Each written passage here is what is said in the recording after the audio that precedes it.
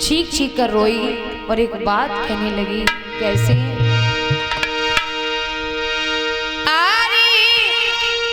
कौरव दल में घिरे द्रौपदी, आज मेरी हंसी है जाएगी। अरे हे मेरे दीना नाथ, आज मेरी साड़ी खिंच जाएगी।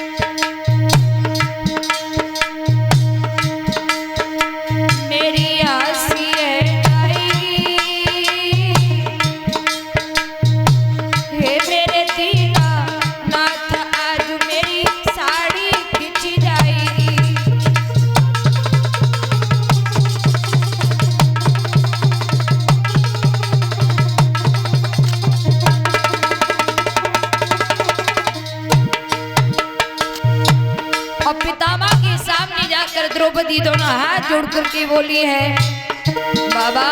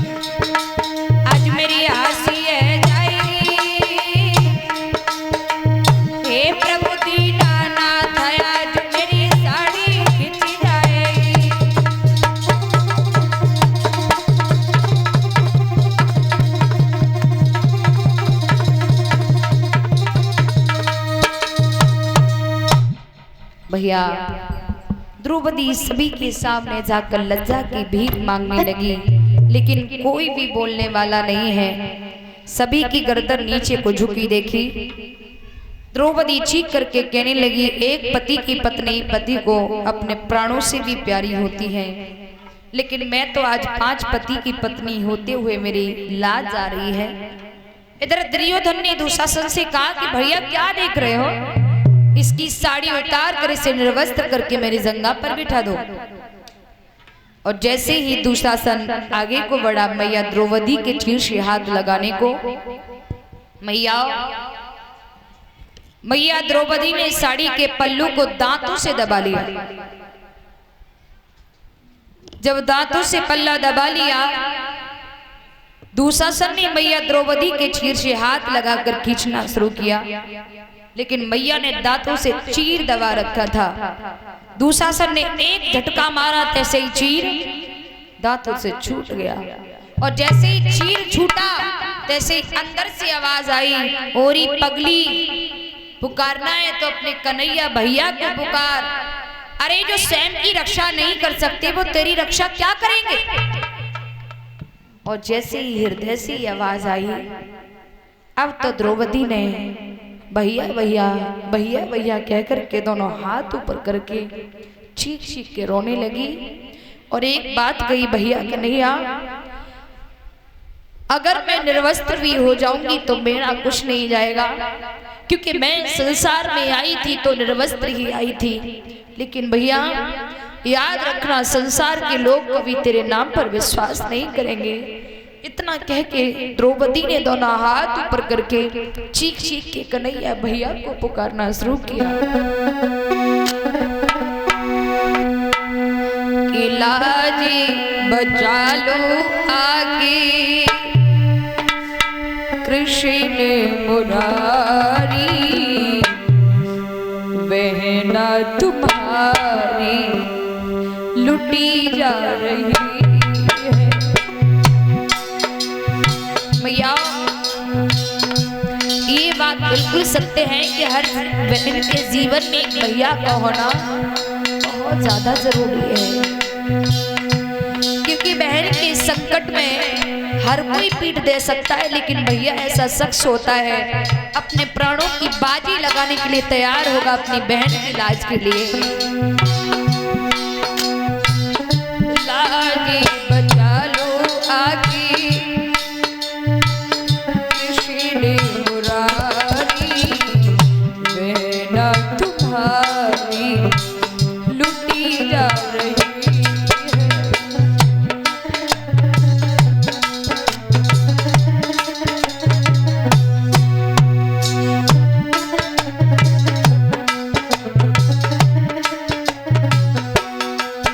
द्रौपदी चीख चीख कर बोली, भैया सकुनी मामा ने जाल में छुपाया, खेल के दुआ उसने हमको हराया।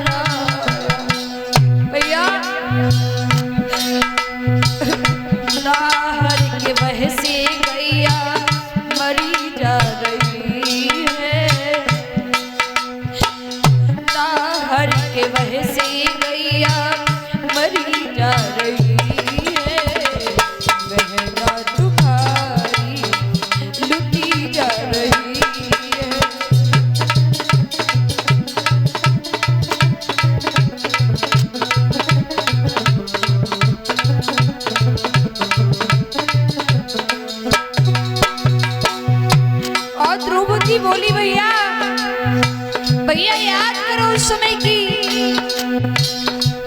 शिशुपाल का वध करने के लिए आपने सुदर्शन चलाया था।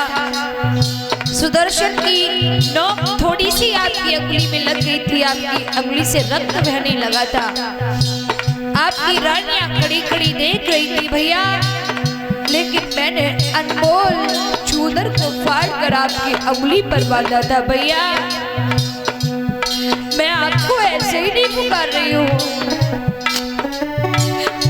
अंगुली कटी थी इस दिन, ओ भैया तुम्हारी अंगुली कटी थी इस दिन,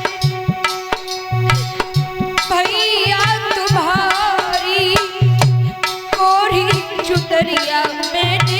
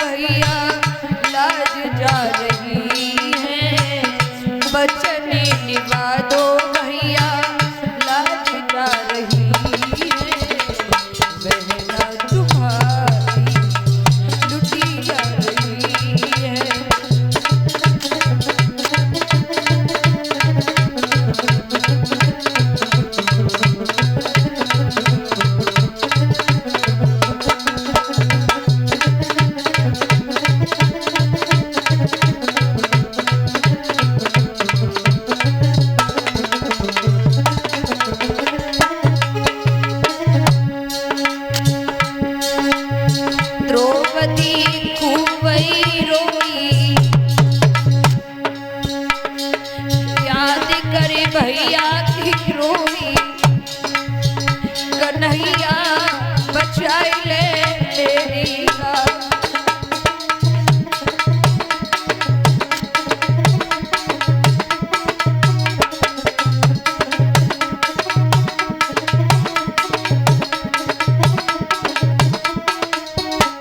बोली द्रौपदी याद करी पिछली कन्हैया,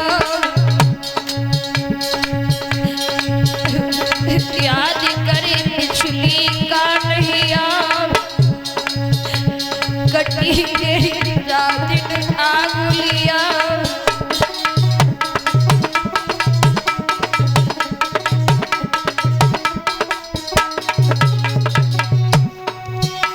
चूदर में कोड़ी फाड़ी,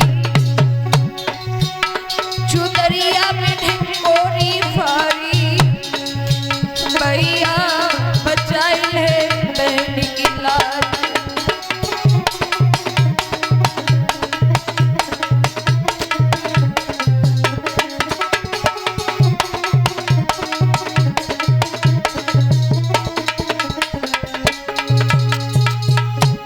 द्रौपदी खूब रोई, याद करे भैया की रोई, कन्हैया बचाई ले मेरी लाज।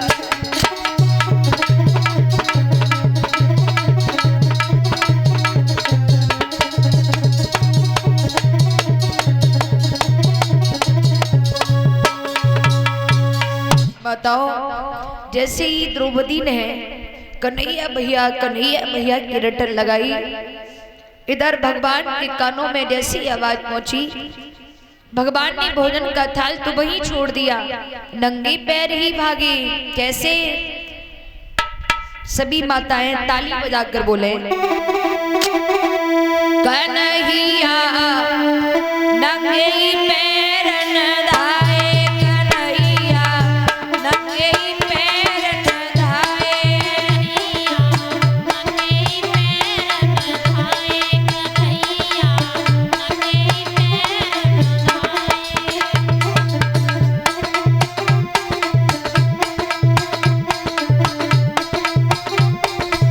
कैसे?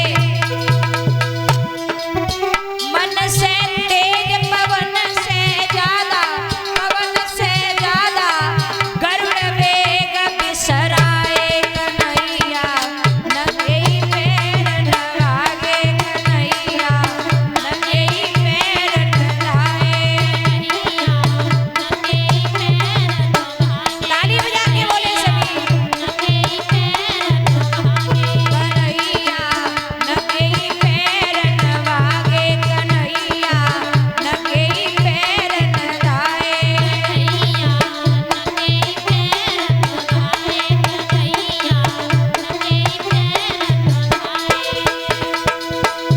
ए हस्तनापुर की जाई सभा में, जाई सभा में कृष्ण ने चीर बढ़ाए, कन्हैया नंगे पैर न धाए, समरिया नंगे पैर न धाए, कन्हैया नंगे पैर हो प्यारे, समरिया नंगे पैर न धाए।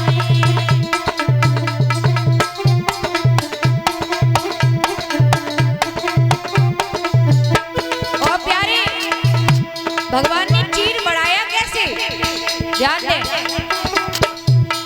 साड़ी बीच नारी है कि नारी बीच साड़ी है कि साड़ी ही की नारी है कि नारी ही की साड़ी है, कछु समझ नहीं आए, कन्हैया नंगे पैर न धाए, समरिया नंगे पैर न। बोल कन्हैया लाल की, नंगे पैर न धाए, समरिया नंगे पैर न धाए, कन्हैया नंगे पैर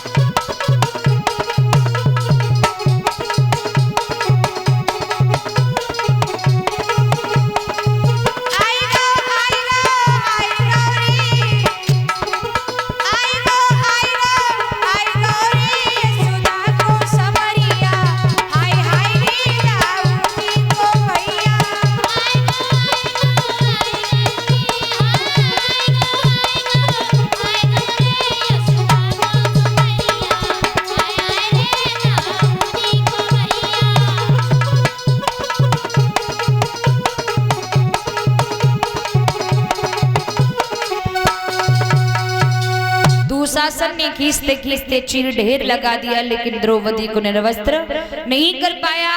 अंत में दुशासन गस खा के जमीन पर गिर गया। दुर्योधन कहने लगा, भैया क्या हुआ? अरे उठकर खड़े हो, इसके चीर को पकड़कर इसे नगीन करो।